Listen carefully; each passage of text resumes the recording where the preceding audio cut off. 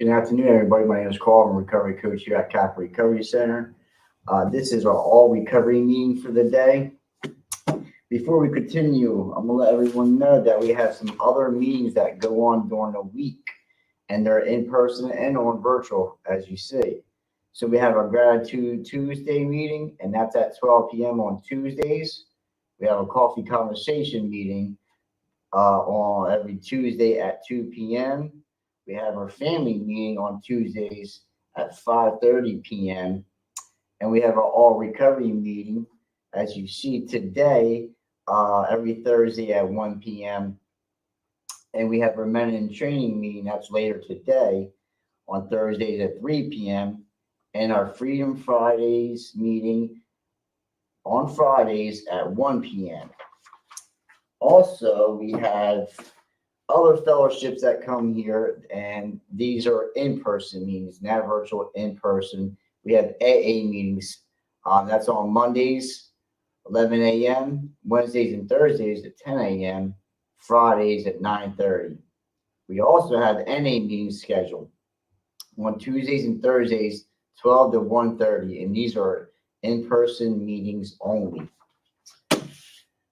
So the article I have today is Improve Your Attitude, Improve Your Recovery Success. And this article is about recovery.org. So if you like this article, you can go to recovery.org. So you've probably heard the saying, attitude is everything. But really, what is attitude and how does it affect addiction and recovery? Attitude describes the way we think or feel about something or someone. It's compromised as a viewpoint, an outlook, or a perspective that typically affects a person's behavior. Attitude affects how you treat other people, how you look at life, how you respond to challenges, and often whether you succeed or fail. And any attitude affects your relationships, your health, your self-image, and your self-confidence. Attitude is everything because attitude really matters in recovery and in life in general. Yeah, so I had to change my attitude when I got here in recovery, right? Because, like, to be honest, like my attitude like stunk, like when I was in active addiction. Um, my attitude was, or my perspective was, everything revolved around me. Only person I'm harming is myself. I really didn't care about nobody's emotions or feelings or how I reacted to them. That's another thing I'm still dealing with in recovery is how to react instead of respond instead of reacting. Um, so like when I got in recovery, like I wanted to change, right? And I had to change my attitude because it really did wasn't too good, right? It wasn't good at all. And like if I kept that same attitude that I had an active addiction to and when in recovery, like nobody don't want to associate with me. Nobody wants to associate with somebody that's got a bad attitude. I sure don't, right? So like I had to change things about me to be a better person. And my attitude was one of them. Well, one of the big ones that I had to change. And like my viewpoint on life and the viewpoint on myself, my attitude towards other people, that all had to change since I've been in recovery. I had to, or it just was going to not even make you relapse, right? But it can cause a lot of pain and harm towards others, like it goes deeper than just the drugs and alcohol. It's like my attitudes, my behaviors, my actions, that stuff has to change. Let's go to where do attitudes come from? Attitudes originate from our beliefs, those ingrained ideas that we take for granted as being truth.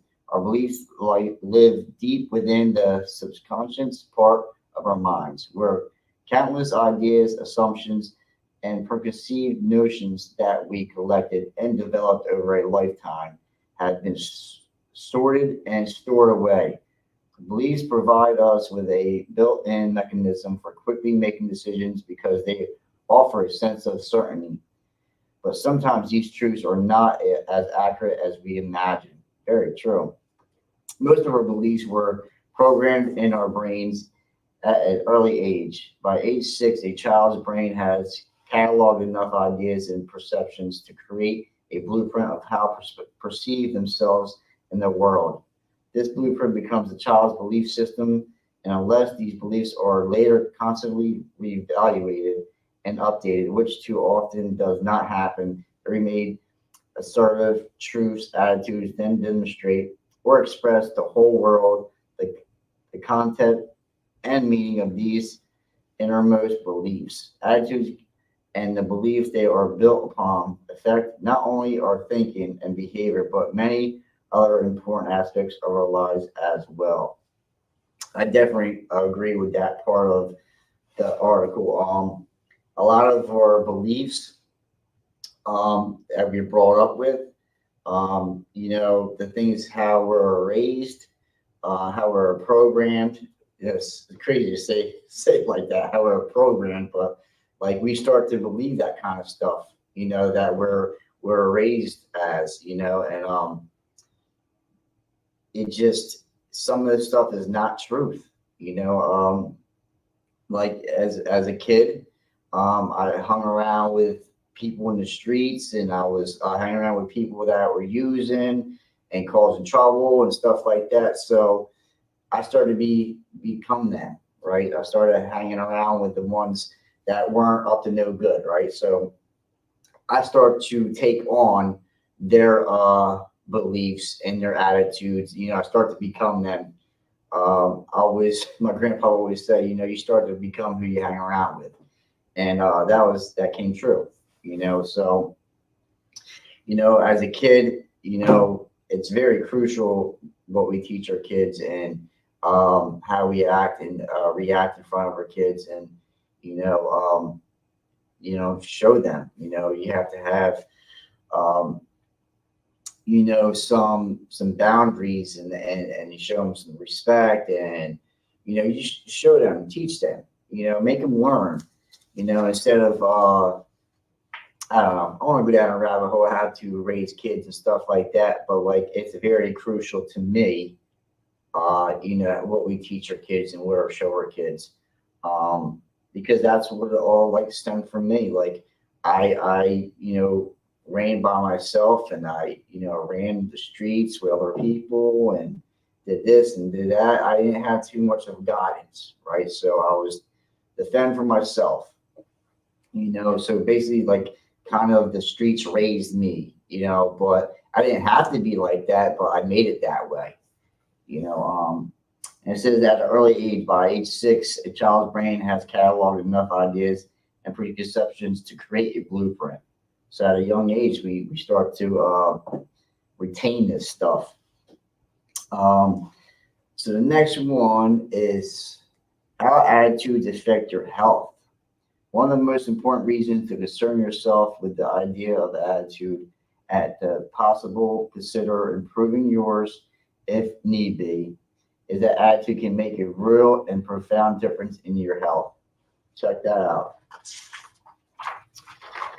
In a 2016 Harvard Health Publishing Women's Health Watch blog, Dr. Laura, professor of social and behavioral science at Harvard T.H. Chan School of Public Health, stated that having a positive outlook or attitude defined as a sense of optimism and purpose seems to be predictive of health outcomes. She also found that emotional characterized by enthusiasm, hopefulness, engagement in life, and an ability to face life stresses with emotional balance is associated with a substantial reduced risk of heart attack and stroke. Wow. And that's something like, my fiance tells me, it's like, I can get worked up sometimes, right? She goes, "You're gonna have a heart attack," what I mean? But like, because at that time, like my attitude can stink, So I definitely agree with,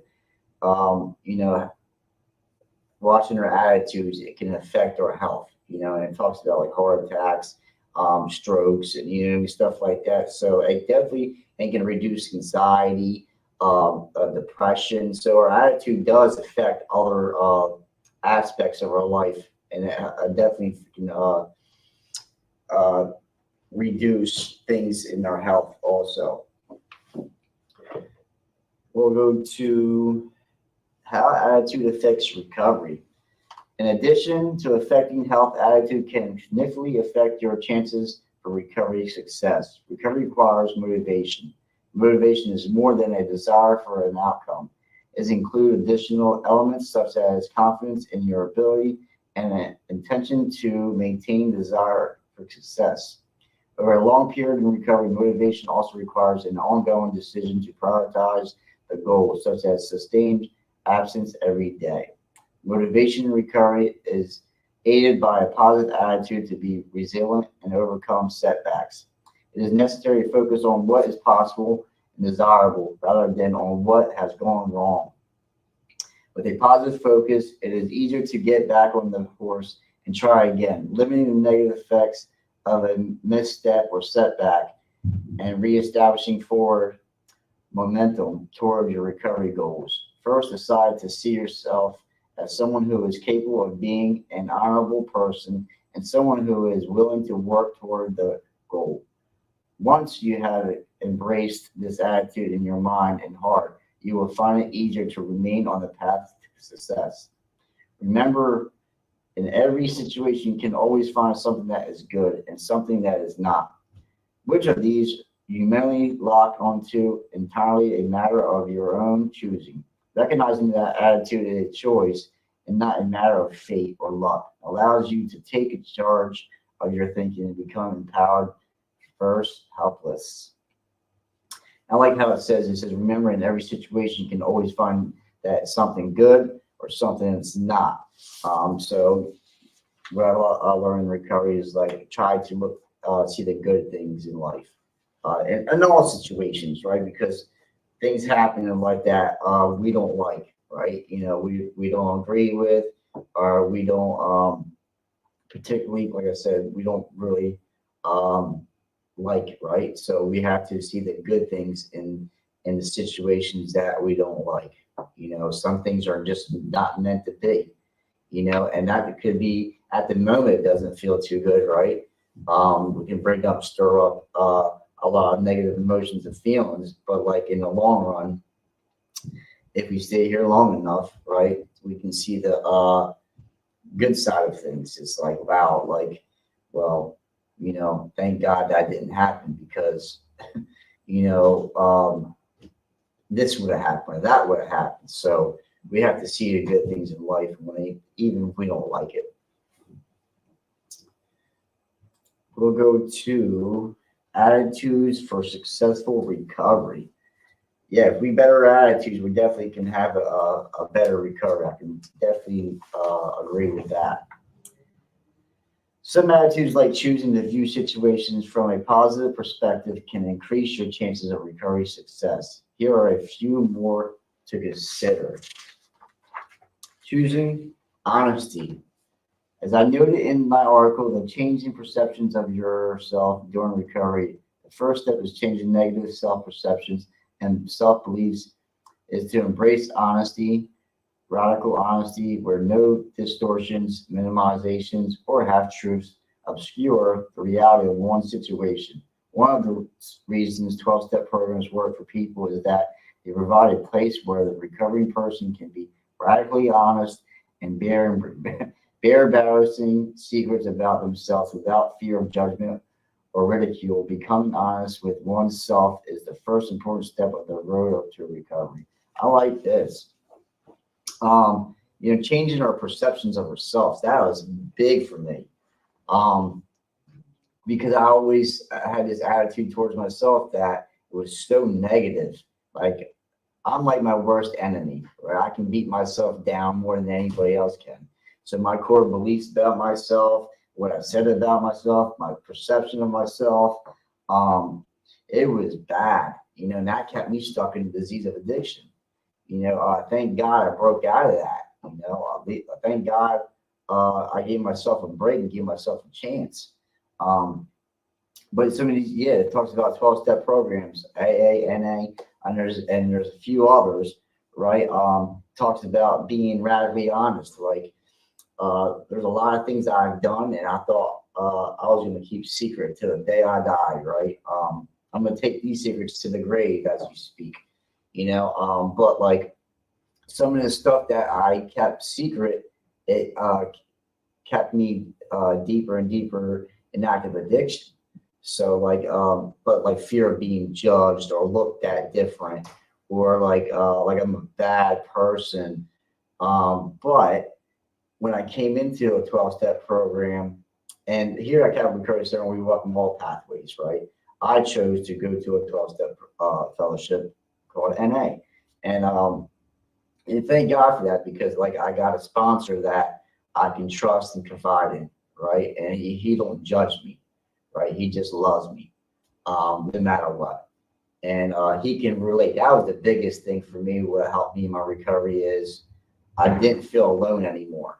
I didn't feel alienated because like I thought I was worst of the worst and I was different from anybody else. I was unique, right? I was the worst of the worst, and like I was different, and I kept that in back of my head that like I'm broken on repair, but like when I came to the fellowship and started doing other pathways of recovery and started to find out about myself and start to let go of some of these secrets and stuff I've done.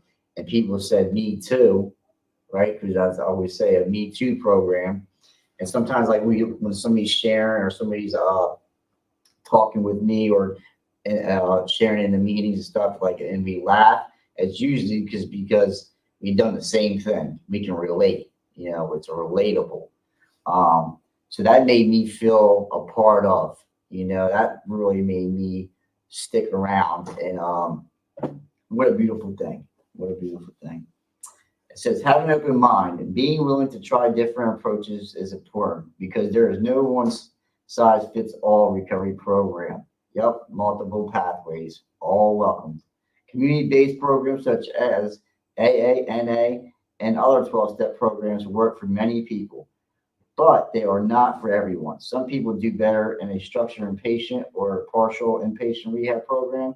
Cognitive behavioral therapy techniques work for many others, while alternative treatments such as acupuncture, biofeedback, or yoga may provide more stress relief and craving control for others. Find the programs and therapies that work for you, even if they are different from what you anticipated. Yep, have an open mind. Because I didn't have an open mind when I got here. Like everything that was drug and alcohol based. I always had some type of substance or narcotics that would solve, my problems. And in the long run, it's just the sanity of it. It was just making my problems worse. It was making everything worse.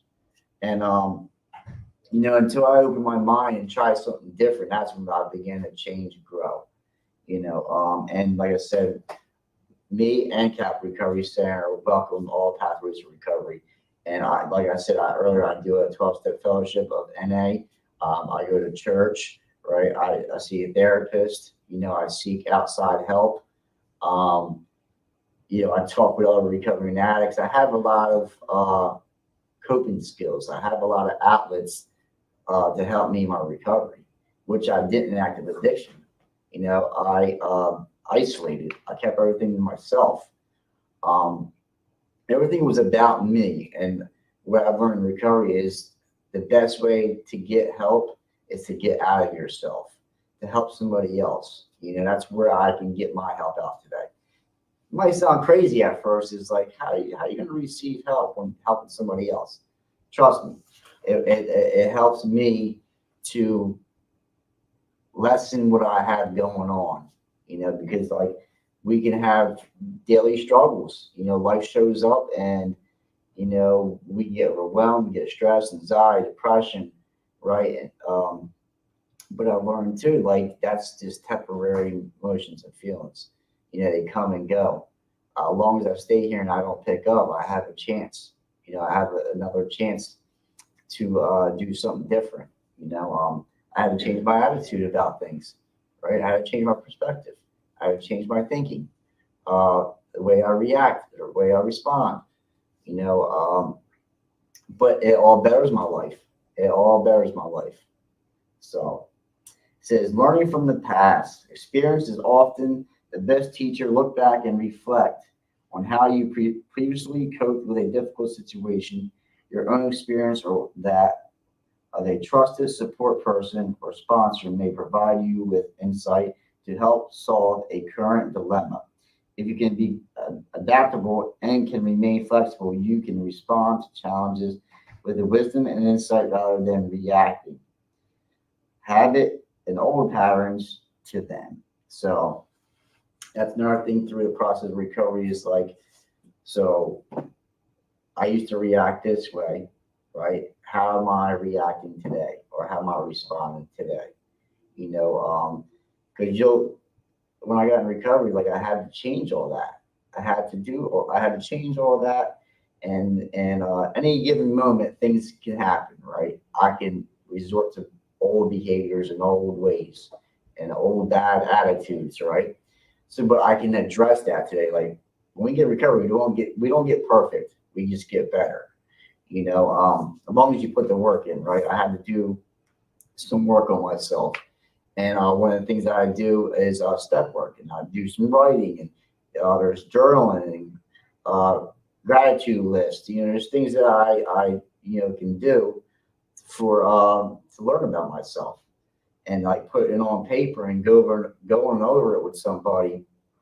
We get to find out who we are and who we don't want to be, and who we used to be and who we can become. So it's definitely rewarding. It's freedom. It's the freedom that I seek in recovery. Freedom from self. Freedom from active addiction, losing the desire to use. That's a sense of freedom. That's my aim in life is just freedom. I don't want no worries.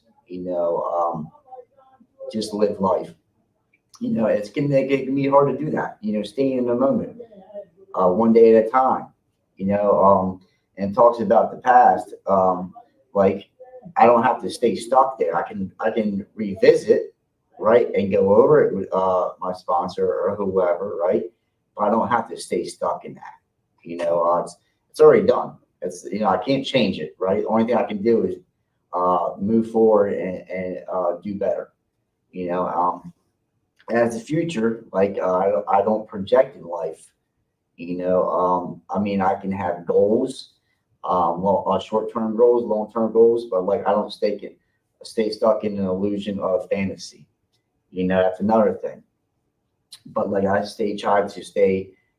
Life goes smoother if you stay in the moment and deal with things that come your way each day.